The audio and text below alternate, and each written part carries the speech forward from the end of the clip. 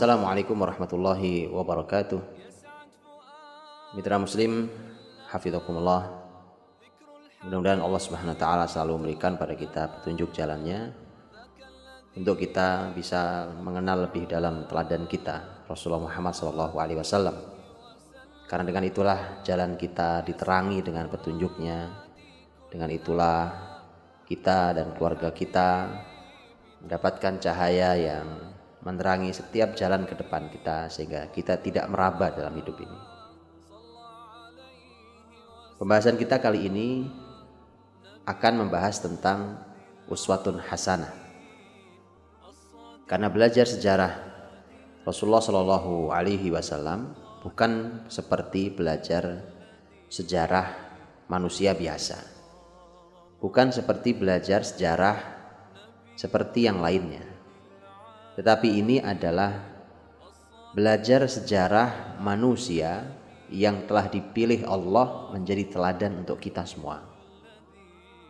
Yang di dalam bahasa Al-Quran disebut dengan uswatun hasanah, teladan yang baik. Untuk itulah kita perlu tahu di awal tentang kata uswatun hasanah ini, sehingga nanti kita tahu bagaimana kita belajar sirah nabawiyah sampai Nabi SAW menjadi uswatun hasanah. Bukan hanya sebuah kisah masa lalu, bukan hanya sebuah sejarah biasa, bukan hanya sebuah cerita yang ditumpuk di dalam buku-buku sejarah, tetapi memang ini kita pelajari agar kita meneladani kisah-kisah di dalam sejarah Rasulullah SAW. Kalau kita buka Al-Quranul Karim, Al-Quranul Karim menyebutkan kata uswatun hasanah ini. Dan karena dari Quran inilah kita mendapatkan kata uswatun hasanah yang langsung disematkan kepada Rasulullah Muhammad SAW. Tetapi ternyata di dalam Al-Quran tidak hanya ada satu kata uswatun hasanah. Ternyata Al-Quranul Karim menyebutkan 3 kali kata uswatun hasanah. Yang pertama adalah di dalam surat Al-Ahzab ayat 21. Allah Subhanahu wa taala berfirman, A'udzu billahi minasyaitonir rajim. Laqad kana lakum fi Rasulillahi uswatun hasanatun liman kana yarjullaha wal yawmal akhir wa dzakarallaha katsiran. Sungguh untuk kalian pada diri Rasulullah Shallallahu Alaihi Wasallam terdapat teladan yang baik bagi siapapun yang mengharapkan Allah dan hari akhir dan berzikir kepada Allah yang banyak. Itu yang pertama. Yang kedua adalah di dalam surat Al-Mumtahanah. Allah Subhanahu wa taala berfirman, Qad kanat lakum uswatun hasanatun fi Ibrahim walladzina ma'ah idh qalu liqaumihim inna bura'a'u minkum wa mimma ta'buduna min dunillah kafarna bikum wa bada bainana wa bainakumul adawah wal baghdha abadan hatta tu'minu billahi wahda ila akhir ayat. Sungguh untuk kalian terdapat uswatun hasanah pada diri Ibrahim dan orang-orang yang bersamanya ketika mereka berkata kepada kaum mereka, kami berlepas diri dari kalian dan dari yang semua kalian sembah dari selain Allah Subhanahu wa taala. Kami mengingkari kalian dan telah nampak di antara kami dan kalian permusuhan dan kebencian selama-lamanya hingga kalian mau beriman hanya kepada Allah saja. Sampai akhir ayat. Ada muncul kata uswatun hasanah di ayat ini. Ini adalah Al-Mumtahanah ayat yang keempat. Adapun kata uswatun hasanah yang ketiga masih di dalam surat Al-Mumtahanah pada ayat yang keenam. Laqad kana lakum fihim uswatun hasanatun liman kana yarjullaha wal yawmal akhir wa man yatawalla fa innallaha huwal ghaniyyul hamid. Sungguh untuk kalian pada mereka itu terdapat teladan yang baik uswatun hasanah bagi siapapun yang mengharapkan Allah, hari akhir, dan siapa yang berpaling, sesungguhnya Allah Maha Kaya dan Allah Maha Terpuji. Inilah 3 kata uswatun hasanah, 3 tempat yang menyebutkan uswatun hasanah di dalam Al-Quranul Karim. Dari 3 ayat itu ternyata kita hanya menjumpai 2 nama. Yang pertama adalah Rasulullah Muhammad SAW yang disebutkan di dalam surat Al-Ahzab 21 itu. Dan yang kedua adalah nama Nabiullah Ibrahim alaihissalam yang disebutkan di dalam Al-Mumtahanah ayat yang keempat. Adapun Al-Mumtahanah ayat yang keenam adalah merupakan kata uswatun hasanah yang lebih menjelaskan tentang ayat yang keempat dan tidak menyebut nama yang baru. Artinya ayat yang keenam menjelaskan tentang Ibrahim dan kaumnya. Untuk itulah kemudian tentang uswatun hasanah mengerucut pada 2 nama, yaitu Nabiullah Ibrahim alaihissalam, Abul Anbiya, Khalilur Rahman, dan Rasulullah Muhammad sallallahu alaihi wasallam, Imamul Anbiya wal Mursalin. Dari sekian banyak manusia yang Allah ciptakan di muka bumi ini, dari awal hingga akhir, Allah telah memilihkan hanya 2 nama. Inilah puncak semua keteladanan. Inilah uswatun hasanah itu. Inilah keteladanan yang seharusnya kita pelajari kehidupannya untuk menjadi teladan kita. Untuk itulah kemudian PR kita setelah ini adalah kita harus mendalami kehidupan 2 teladan ini. Mana mungkin kita bisa meneladani seseorang sebelum kita mengetahui kehidupan orang tersebut. Kalau Allah Subhanahu wa taala menyampaikan dan memilihkan untuk kita 2 orang ini, maka itu artinya kita diminta untuk mempelajari sejarah hidup keduanya, karena keduanya lah teladan. Karena pada setiap waktu dan lorong yang mereka lalui adalah keteladanan bagi kita. Setiap tingkah laku, setiap akhlak, perbuatan, keputusan, sampai keyakinan, semuanya adalah teladan bagi kita. Maka dari itu setiap nanti kita melewati ayat yang menyebut nama Ibrahim atau menyebut nama Muhammad alaihissalam, sudah seharusnya kita berhenti sejenak untuk tahu apa yang mau disampaikan Allah tentang 2 manusia mulia ini, agar kita segera bisa mengambil keteladanan dari 2 uswatun hasanah yang Allah berikan kepada kita. Kalau Allah Subhanahu wa taala memilihkan kedua manusia mulia ini, dan langsung Allah yang memilihkan, maka tentu bukan sembarang pilihan. Karena Rasulullah Muhammad SAW dan Nabiullah Ibrahim adalah manusia pilihan. Dan Allah telah memilih manusia pilihan ini dari sekian manusia pilihan yang lain. Dan dari sekian banyak manusia dari awal hingga akhir. Kalau kita yang memilih, kita saja sangat berhati-hati dalam memilih, maka bagaimana dengan Allah Subhanahu wa taala yang memilihkan untuk kita? Allah yang Maha tahu dengan kehidupan siapa kita layak untuk bercermin, kepada siapa kita layak untuk bertanya, dan teladan siapa, teladan seperti apa yang layak untuk kita lihat dan kita ikuti. Di dalam Al-Quranul Karim Allah Subhanahu wa taala juga mengingatkan tentang bahayanya keteladanan yang salah. Karena sesungguhnya sebagai fitrah manusia, Karena manusia itu hamba, maka manusia secara fitrah sadar bahwa dia punya Tuhan yang menguasai. Manusia tidak pernah berkuasa, tapi manusia dikuasai. Manusia tidak seutuhnya mengatur semua yang, tapi manusia diatur.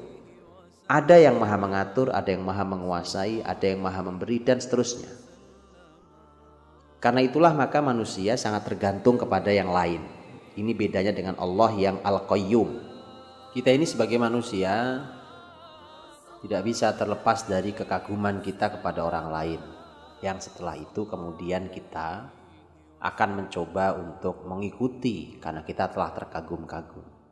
Siapapun yang kagum maka dia akan mencoba mengikuti.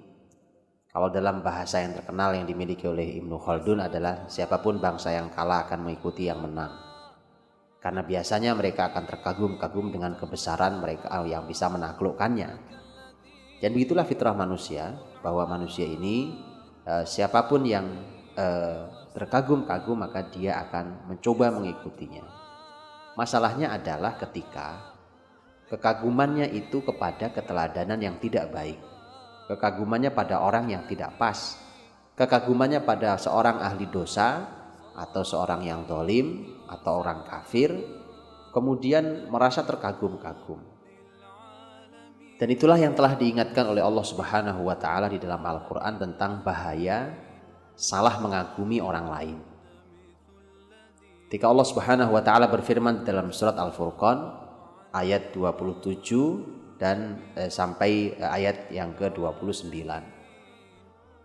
Allah berfirman, "Wa yauma ya'addu adh-dhalimu 'ala yadayhi yaqulu ya laitani ittakhadhtu ma'ar rasuli sabila."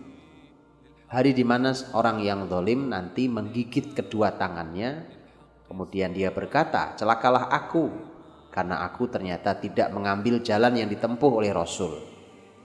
Ya wailata laitani lam attakhidh fulanan khalila. Aduhai celakalah aku, karena aku tidak menjadikan fulan sebagai teman akrab. Laqad adhallani 'anidz dzikri ba'da idh ja'ani wa kana asyaitanu lil insani khadhula. Dan sungguh ia telah menyesatkan aku dari zikir kepada Allah setelah ia datang kepadaku, dan sungguhnya setan itu menghinakan manusia. Dan efek buruknya adalah kata berikutnya, wa qala ar-rasulu ya rabbi inna qaumi ittakhadhu hadzal qur'ana mahjura. Dan Rasul berkata kepada Allah, ya Rabb, sesungguhnya kaumku meninggalkan Al-Qur'anul Karim ini.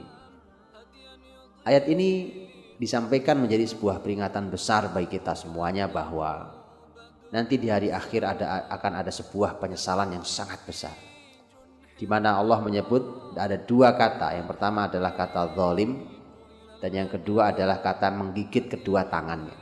Bahkan Quran tidak mengatakan menggigit jari, tapi menggigit kedua tangannya, bahkan bukan satu tangan. Penyesalan yang sangat luar biasa dari orang yang zalim. Seseorang bisa menjadi zalim di dunia dan ujungnya adalah menyesal di akhirat ketika dia melakukan dua kesalahan. Kesalahan pertama adalah dia tidak mengikuti jalannya Rasul. Sering berbeda dengan jalannya Rasulullah Muhammad SAW. Dan yang kedua adalah ketika dia salah berteman. Dia tahu sebenarnya seharusnya akrab dengan siapa, karena dia tahu siapa yang baik, tetapi di dunia dia memilih orang yang salah. Dua hal inilah yang menyebabkan nanti dia akan menyesal, yang membuat dia dulu di dunianya menjadi orang zalim, kemudian tersesat dari jalan Allah Subhanahu wa taala, berpaling dari zikir kepada Allah, dan ujungnya adalah meninggalkan Al-Qur'anul Karim. Tentu semua ini akan menghasilkan penyesalan-penyesalan yang sangat besar di hari akhir, yang penyesalan yang tidak mungkin kembali. Maka ayat ini mengingatkan kepada kita, berhati-hatilah mengagumi seseorang. Kalau kita dipilihkan oleh Allah untuk mengagumi Rasul dan mengikutinya, maka mari kita ikuti, kita kagumi, kita pelajari sebelumnya. Dan demikian juga Kita berteman akrab dengan siapa? Karena biasanya kita akan semisal mirip dengan siapa kita akrab. Disinilah kita diminta untuk sangat berhati-hati memilih teman, sangat berhati-hati mengagumi teman, mengagumi seseorang, dan kita diminta untuk mengikuti jalan uswatun hasanah kita, yaitu Rasulullah Muhammad SAW. Al-Quranul Karim juga mengingatkan kepada kita agar kita juga tidak terbiasa kagum pada orang kafir. Lihatlah bagaimana Allah SWT menyampaikan dalam surat Ali Imran ayat 196.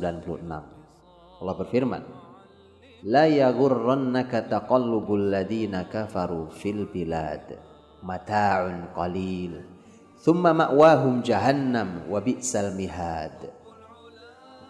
Ayat 196 dan 197. Jangan kalian tertipu oleh berbolak-baliknya orang kafir di negeri-negeri. Itu hanya kesenangan yang sedikit, kemudian tempat kembali mereka adalah jahanam, dan itu itu adalah seburuk-buruk tempat kembali. Kesenangan yang sedikit, mata'un qalil. Kemudian tempat kembali mereka adalah jahanam, dan itu adalah seburuk-buruk tempat kembali. Allah sudah ingatkan agar kita tidak usah terkagum-kagum, tertipu oleh berbolak-baliknya aktivitas segala macam yang kita lihat dari orang-orang kafir di berbagai negeri. Ayat ini sangat terasa di saat muslimin dalam posisi kalah seperti kita hari ini. Karena biasanya yang kalah akan terkagum-kagum pada yang menang. Dengan semua yang dilakukan oleh orang-orang kafir di muka bumi hari ini, mudah sekali kita terkagum-kagum dengan konsep mereka, dengan teori mereka, dengan penemuan mereka. Berhati-hatilah, Allah sudah ingatkan, jangan sampai kalian tertipu oleh semua tingkah pola orang-orang kafir di negeri-negeri. Karena kadang-kadang mengagumkan sekali.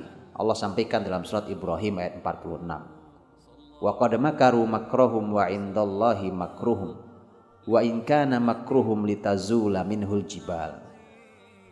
Mereka membuat makar, dan makar mereka semua dicatat di sisi Allah Subhanahu wa taala. Walaupun makar mereka sampai bisa menghilangkan gunung. Dalam salah satu tafsirnya adalah makar mereka mampu menghilangkan gunung. Coba bayangkan, kalau sebuah gunung besar yang kita lihat, dengan cara apa gunung bisa lenyap? Itu memerlukan teknologi, memerlukan kekuatan yang tidak sederhana, dan seterusnya. Makar sebesar itu seringkali membuat kita terkagum-kagum. Resiko dari terkagum-kagum adalah kita akan meniru. Nah, kalau yang ditiru adalah ilmunya, kebaikannya, tentu tidak masalah.